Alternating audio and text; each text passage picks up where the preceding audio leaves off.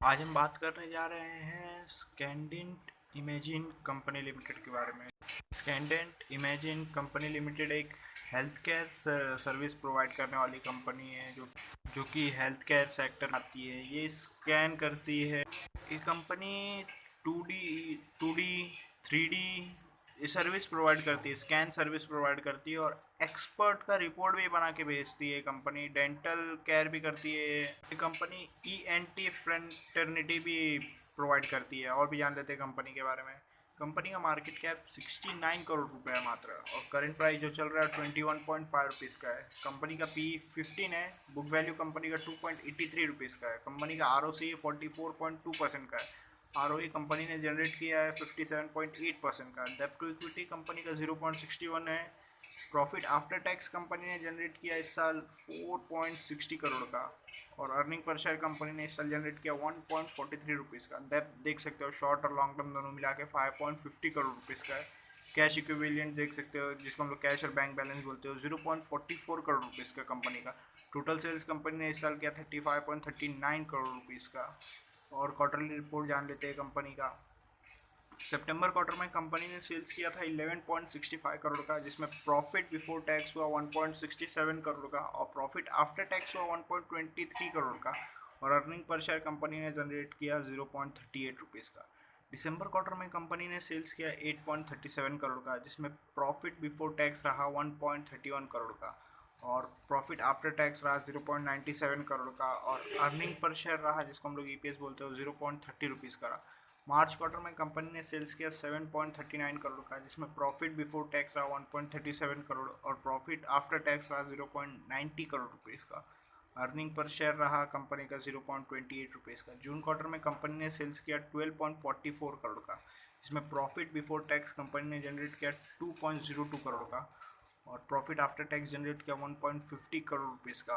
और earning per share, जिसको हम लोग EPS बोलते हैं, कंपनी ने जनरेट किया 0.47 रुपीज़ का। प्रॉफिट एंड लॉस स्टेटमेंट देख लेते हैं कंपनी का पिछले 4 साल का। 2018 में कंपनी ने सेल्स किया था 5.19 करोड़ रुपीज़ का, जिसमें प्रॉफिट बिफोर टैक्स रहा था 1.08 करोड़ का, और प्रॉफिट आफ्टर टैक्स रहा था 0.86 करोड़ का, और अर्निंग पर शेयर रहा था 0.27 रुपीज़ का।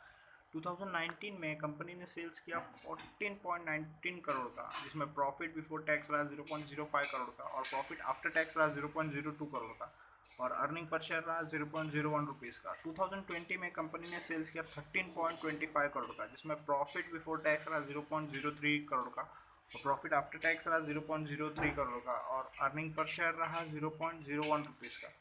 2021 में कंपनी ने सेल्स किया 35.36 करोड़ का। कोविड की वजह से ये लोग का सेल्स बढ़ गया। कंपनी ने सेल्स किया 35.36 करोड़ का, जिसमें प्रॉफिट बिफोर टैक्स रहा 5.65 करोड़ का, और प्रॉफिट आफ्टर टैक्स कंपनी ने जनरेट किया 4.07 करोड़ का, और अर्निंग पर शेयर कंपनी ने जनरेट किया 1.27 रुपीज़ का। गलती से हो गया, 20 करोड़ दिखा रहा है।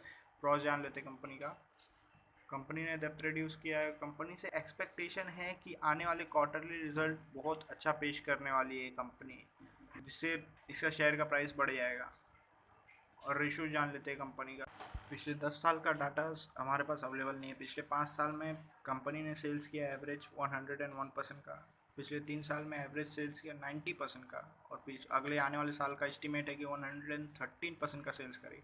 कंपाउंडेड प्रॉफिट ग्रोथ देख लेते, पिछले 10 साल का हमारे पास अवेलेबल नहीं।